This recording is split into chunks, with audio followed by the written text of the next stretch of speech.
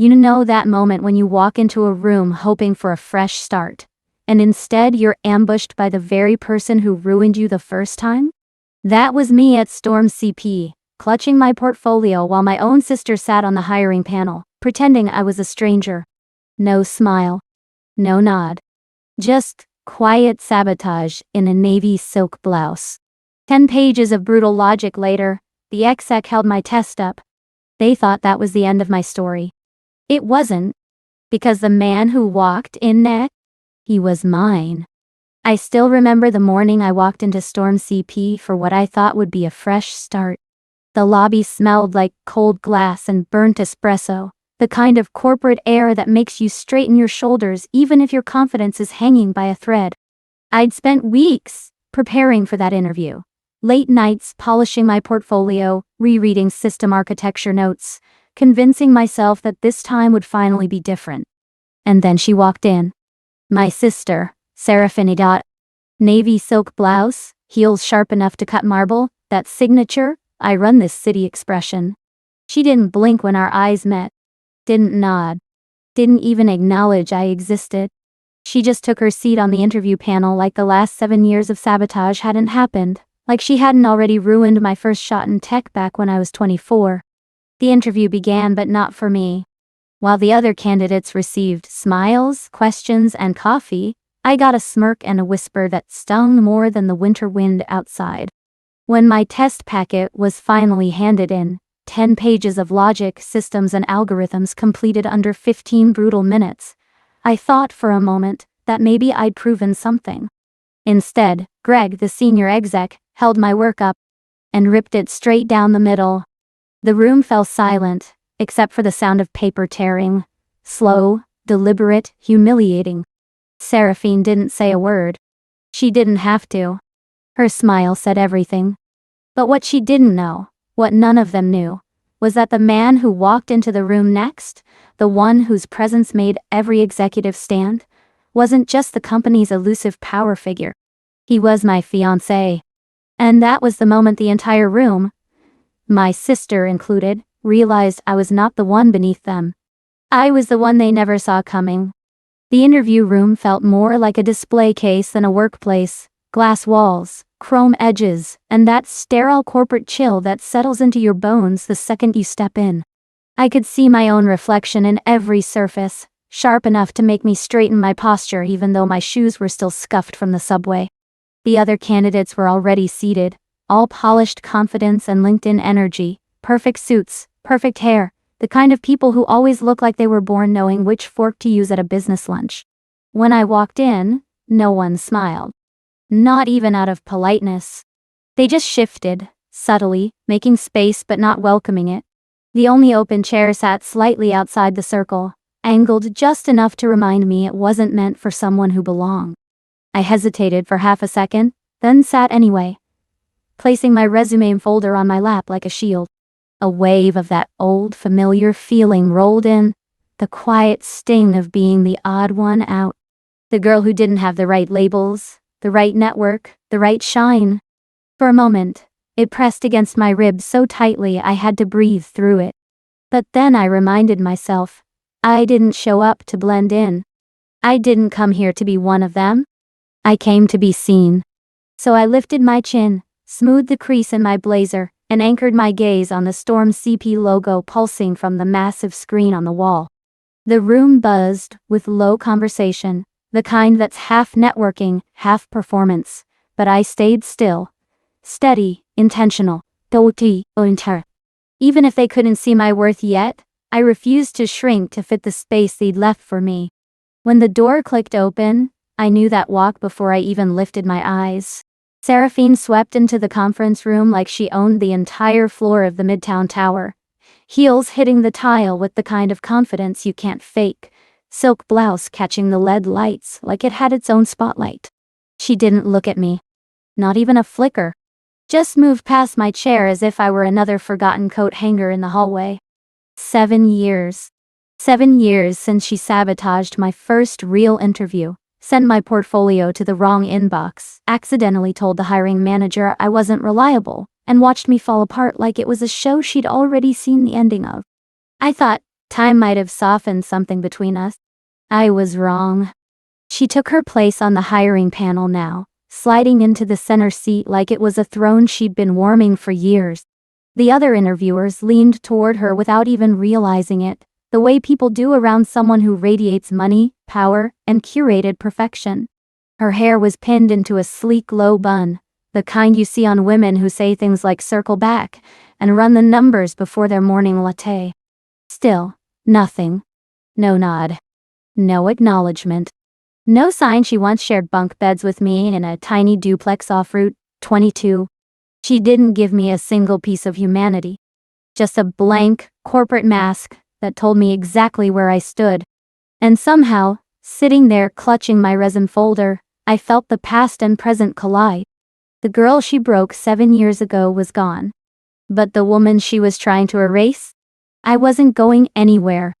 The coffee tray made its way around the conference table like a slow-moving parade of courtesy, except when it reached me. The assistant's hand hesitated for half a second, then skipped right past my chair as if I were an empty seat. No apology. No explanation. Just absence. I kept my eyes on the polished table, pretending not to notice, but the burn settled under my skin anyway. That's when I heard it. Seraphine's voice, soft enough to pass as a breath, sharp enough to slice. She still dresses like she shops the college clearance racks, she murmured, angled toward the woman beside her. A quiet laugh followed, the kind people give when they know they shouldn't, but it feels too easy not to. It wasn't loud, but it hit exactly where she meant it to. And just like that, the memories I'd spent years burying cracked open.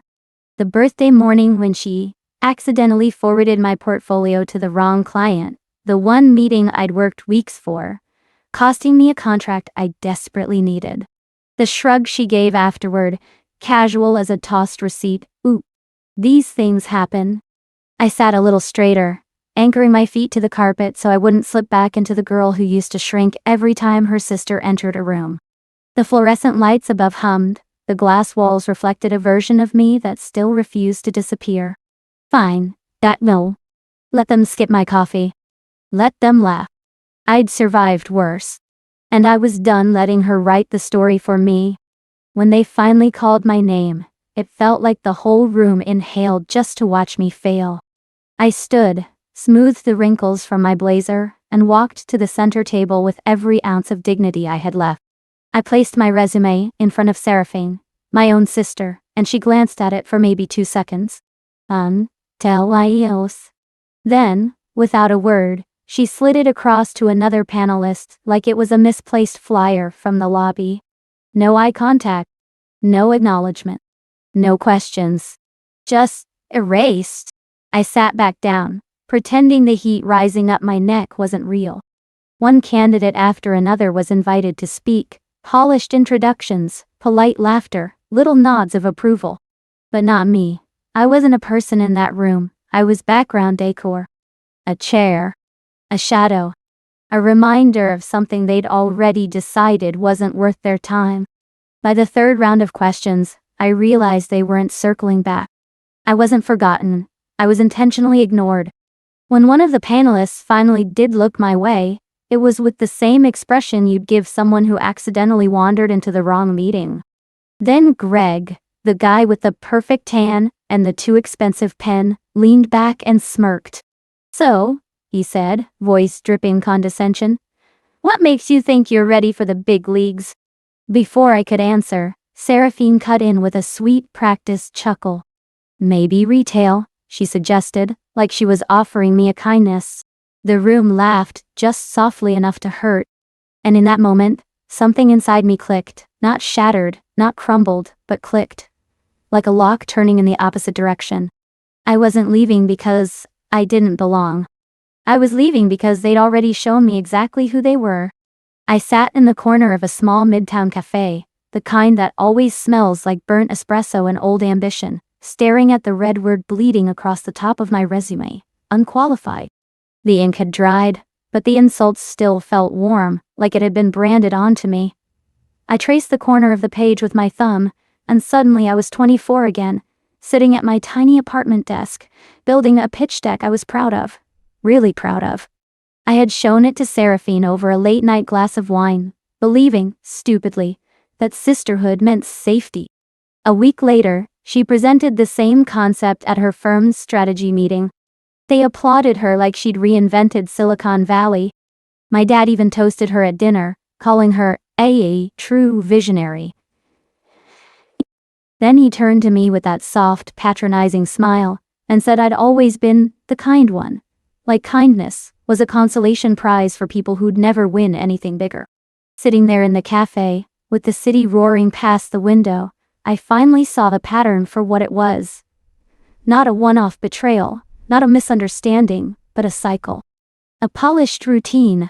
Every time I built something, she slipped into my spotlight, wearing it like a custom-tailored suit. Every time I reached for a rung on the ladder, she snapped it off and handed it back to me with a smile. It wasn't jealousy. It wasn't rivalry. It was erasure dressed as excellent. And as I stared at that red word, I realized something I should have known years ago. She hadn't stolen my work because I was weak. She'd stolen it because she knew exactly how strong I was, and she was terrified someone else might notice too. I sat in that cramped cafe with my cold coffee and my pride still stinging, staring at the resignation draft I typed the night before. One tap, and every freelance contract I'd built from scraps, every late-night win, every small step forward, would be gone. For a moment, I almost convinced myself that quitting would be easier, quieter, safer. Shrinking always feels safe when you've been trained to take up less space. But something in me snapped back into place. A kind of quiet rebellion. I hovered over send, then hit delete instead. Watching the draft disappear felt like unclenching a fist I didn't realize I'd been holding for years.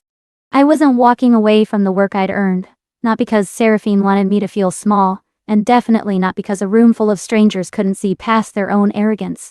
My phone buzzed. Elias, how did the interview go? The easy answer would have been the truth. The humiliation, the red ink, the torn pages. The version of the story that made me look breakable. The version my sister would have loved. Instead, I typed one word. Fine. Not because it was accurate, but because I refused to hand anyone the narrative of my defeat. The moment I hit send, something shifted. I wasn't the girl who folded at the first sign of pressure anymore. I wasn't giving Seraphine the satisfaction of imagining me curled up in self-pity. I closed my laptop, straightened my coat, and stood. For the first time all day, my reflection in the cafe window didn't look small. It looked steady. Ready. I walked back into the building like the air itself owed me respect. My badge barely buzzed before the security guard lifted his eyes, surprised to see me again. I'm here for the open assessment round, I said, steady, no apology in my voice. He hesitated only a second before calling upstairs. 2 minutes later, I was riding the elevator back to the 40th floor, feeling the hum of Manhattan through the steel under my feet.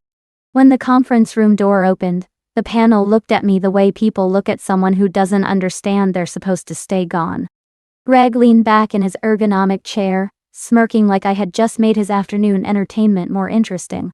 Since you're so eager, he said, snapping his fingers at the assistant. Let's put that brain to work. A thick packet dropped in front of me, 10 dense pages of logic traps, system puzzles, algorithm chains twisted tight enough to feel personal. 15 minutes. No questions, no breaks, Greg added like he was handing down a sentence. I clicked the pen, inhaled once, and started.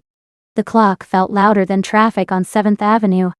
I could hear someone sipping cold brew, another shifting in their chair. I didn't look up. Not when my wrists throbbed. Not when Seraphine whispered something that made one of the panelists choke back a laugh. I just kept writing until the last answer settled into place.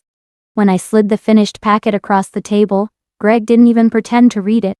He flipped through a few pages, then, slow, deliberate, tore it straight down the middle. The rip echoed off the glass walls. Nice penmanship, he said, dropping the pieces into the trash. But we don't hire fiction writers. I didn't blink. Not once. I knelt beside the trash can like the whole world had slowed to a single steady breath. Paper scraps, Jizz, torn, ink smeared, were scattered among coffee stirrers and crumpled memos. A few people shifted in their seats, unsure whether to look away or stare. I didn't rush. I picked up each piece of my test with the same calm I'd use folding laundry on a Sunday morning, reminding myself that none of this defined me. Not anymore. When I reached for the final page, a sharp heel slid onto it, pinning it to the floor. Navy suede. Of course. Seraphine leaned down just enough for only me to hear her whisper, her voice dipped in that familiar poison. Still crawling for approval, I see. 7 years ago, that would have gutted me. I would have swallowed the humiliation, pretended it didn't sting, carried it home like another bruise no one could see. But something in me had shifted, quietly, decisively, long before she opened her mouth. I lifted my eyes to hers and, instead of flinching, I smiled. A small one. Controlled. The kind that comes from recognizing a pattern and finally stepping out of it. Her heel froze. I reached down, slid the last page from under her shoe, and stood. The room felt different now, like the air had tilted in my favor, even if no one else noticed yet. My hands weren't shaking. My breath stayed even. And for the first time in a long time, I felt taller than the woman who'd spent years trying to shrink me. She didn't know it yet, but the power she thought she held over me had already cracked. I wasn't crawling. I was collecting evidence of the moment I stopped needing her approval at all. I still remember that night at Belmont House, the kind of place where the napkins have monograms and the waiters glide like they're afraid to breathe too loudly. I walked in expecting a simple family dinner, maybe a little small talk, maybe a break from the noise of job hunting. Instead, the whole room rose to its feet the second Seraphine arrived, clapping like she'd just stepped off a TED Talk stage. I stayed seated, folding my hands in my lap. Nobody noticed. Mom leaned toward me once the applause died down, giving me that polite, pitying smile she uses when she's about to cut me without sounding mean. Freelancing must be character building, she whispered. Like a little side quest to hold you over. I was 32, not a college sophomore trying to find myself. But I swallowed the sting and let it sit in my chest like a stone. Then came the real blow. Seraphine launching into a story about a new AI ethics framework she'd presented to a partner firm. My framework. The one I'd shared with her over wine because, stupidly, I still believed sisters were supposed to lift each other. Dad beamed, bragging about her innovation, while I just stared at my water glass, watching the candlelight warp my reflection. Dessert hadn't even arrived when she leaned in close, breath warm, voice sugar-coated and venomous. You'll always be beneath me, sweetheart. You know that, right? A camera flashed, Mom capturing what she thought was a cute sister moment. In the photo, I'm smiling, glass raised, looking every bit the supportive sibling. But that picture lies. Because that was the night I realized my family didn't just overlook me, they built an entire hierarchy designed to keep me exactly where she wanted me, under her heel. I was standing at the sink in the company restroom, palms pressed against the cold marble, trying to steady the tremor in my breath. My mascara had smudged into faint shadows under my eyes, war paint gone messy, but I wasn't crying. Not anymore. The fluorescent lights buzzed overhead, sharp and unforgiving, the kind that makes every truth harder to ignore. Behind me, 2 interns burst out of a stall, laughing the way people do when they think cruelty is harmless because it isn't aimed at them. Did you see Greg tear her test? Brutal, one snickered. Yeah, the other whispered. She looked like a kicked puppy picking up those pieces. Their voices echoed off the tiles, each syllable landing like a tap to a bruise. They didn't even notice me as they pushed out the door, still laughing. The room fell quiet again, too quiet. I lifted my head and met my own reflection. Something in my eyes had shifted. The softness I'd carried for years, the one that made me easy to overlook, cracked just enough for something sharper to show through. When I stepped back into the hallway, the office hum felt different, like I was walking through a place I no longer feared. That's when I saw her. A young woman standing near the reception desk, clutching her resume to her chest, like it was the only thing holding her together. A manager brushed past her without even a glance, and I watched her shoulders collapse just slightly. Her eyes lifted and met mine. No smile, no words, just that quiet, familiar ache of someone trying to shrink small enough to stay out of the way. And in that moment, it hit me with the clarity of a snapped thread. I wasn't put on this earth to fold myself into shapes that made other people comfortable. I wasn't here to chase their approval. I was done shrinking. When I walked back into that conference room, the air felt different, thicker, sharper, like the walls themselves were waiting to see what I'd do. My pulse was steady, not frantic the way it had been earlier. I carried only one thing in my hands. The real folder, the one holding the work they'd all ignored. I set it on the table, not gently, not aggressively, just firmly enough to cut through the noise of shuffling papers and fake professionalism. "I'm not here to redo the interview," I said. "I'm here because you skipped the part that actually matters, my work." For a heartbeat, no one moved. Greg's smirk twitched. Laura's pen froze mid-tap. And Seraphine, my sister, leaned back in her chair like she was about to enjoy the show. She had no idea the show wasn't about her anymore.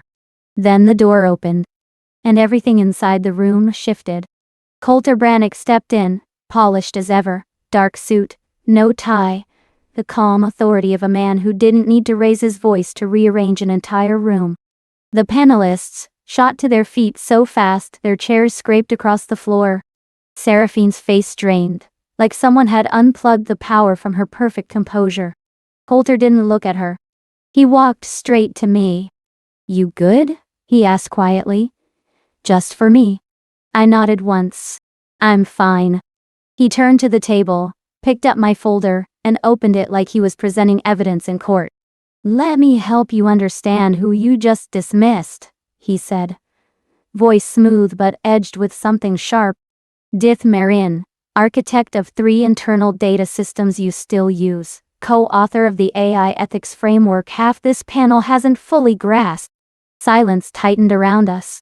Page by page, he laid out my work, my real work, and for the first time all morning, they actually looked at it. And this time, they couldn't look away. When the board replayed the interview footage, the entire room shifted.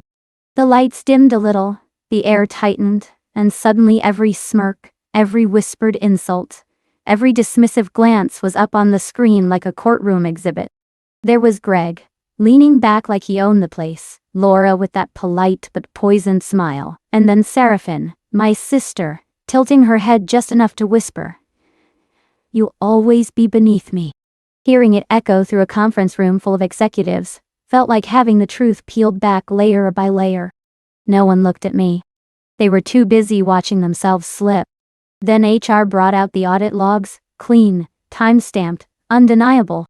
My name sat there in black and white, followed by comments added from Seraphine's login. Not a cultural fit, resistant to feedback, unpredictable collaborator. Career-killing phrases. All typed by the person who claimed to protect the company. Silence spread across the table like a slow-moving fire. Legal flipped to the next page, the forged email. The one sent to a major client from an account pretending to be mine, calling their project a disaster in heels. They traced the IP tape. They traced the login. All roads led to her. When they read that out loud, something inside me stopped trembling. I wasn't crazy. I wasn't imagining it. She really had tried to wipe me out from the inside. Coulter's voice cut through the hush. "Effective immediately," he said. "Your employment is terminated." And just like that, the woman who'd spent years rewriting my story was finally forced to face her own. She didn't walk out like a victim or a hero, just someone who'd run out of places to hide. I didn't win because someone swooped in to save me. That's the part people always get wrong. When Coulter turned to the board and recommended me for lead strategy consultant, the exact position Seraphine had treated like her private throne, I didn't feel rescued. I felt recognized. Finally. Every hand around that glossy oak table went up. Even the ones that had laughed at me an hour earlier. For a moment, the room felt painfully bright, like someone had cracked open a window after years of stale air. When HR asked where I wanted to sit, they gestured toward the glass corner office, Seraphine's old territory. Floor-to-ceiling windows, skyline views, the kind of space executives fight for in Manhattan. I walked over, looked at the spotless desk, the curated books no one actually read, the mirror-finished shelves that reflected more ego than productivity. It felt cold, performative, a museum of someone else's ambition. So I turned away. "I'll take a workstation near the dev team," I said. "Somewhere closer to the people actually building things." You could have heard a pin drop. Greg blinked. Laura tilted her head, like she was trying to understand a language she'd never had to learn. But Coulter, he just smiled, quiet, proud, like he knew exactly why I made that choice. Because my victory wasn't about status or corner windows. It wasn't about replacing Seraphine.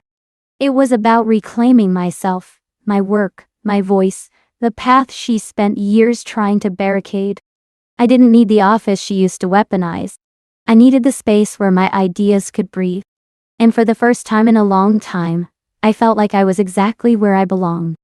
I sat at my new desk, smaller than the corner office they tried to hand me, but warm with late afternoon light, and emptied my bag onto the surface. The torn pieces of my resume slid out first, still creased, still holding the faint smear of red ink like an old bruise that never fully faded. For a long moment, I just looked at them. Not with shame anymore, but with a strange, steady pride. Piece by piece, I laid them out, smoothing the edges the way you'd handle something delicate but worth saving. Then I taped them back together, not perfectly, not trying to hide the damage. Just enough so the shape of it was whole again. I pinned the patched resume above my desk, right where anyone could see it. Underneath, I added a small handwritten note. For whoever needs a reminder not to shrink for the voices that want you small. The paper fluttered slightly every time the AC kicked on, almost like it was breathing with me.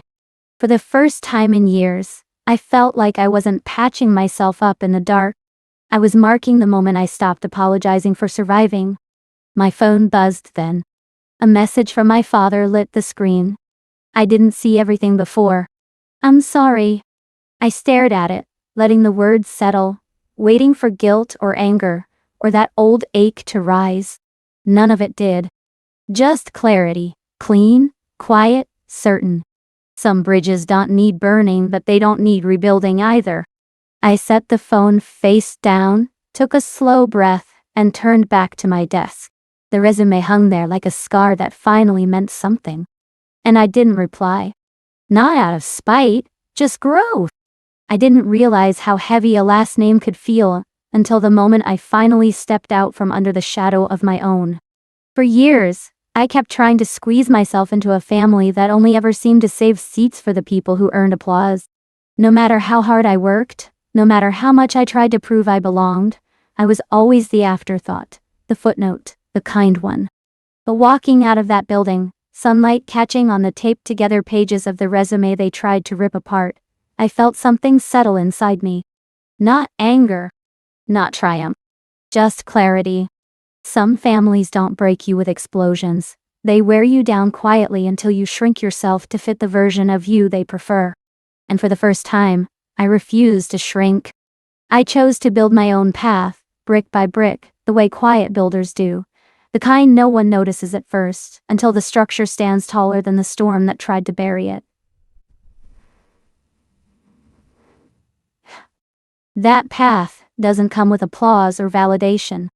It comes with peace and dignity and the kind of strength you only earn when you stop begging people to see you. So if you're listening, maybe in your car during a late commute or curled up on the couch after a long day, I want you to hear this. Strength isn't always loud. Sometimes it's the simple decision to stop explaining yourself and finally walk away from the rooms that were never built for you. If this hits something in you, share your story in the comments. And stick around. There are more true family dramas ahead, stories that might just help you find your own way out of the shadows too. Walking out of Storm CP that day, I finally understood. My last name is not my ceiling. Some families only reserve seats for the ones getting applause, and I spent years begging for a chair at that table. I'm done. I'd rather build my own. Brick by brick. Quiet, steady mine. The torn resume above my desk isn't a wound anymore. It's proof that I survived their version of me. So if you've ever felt small in your own family, this is your sign. You're allowed to step out of the shadow. Tell me your story. You're not alone.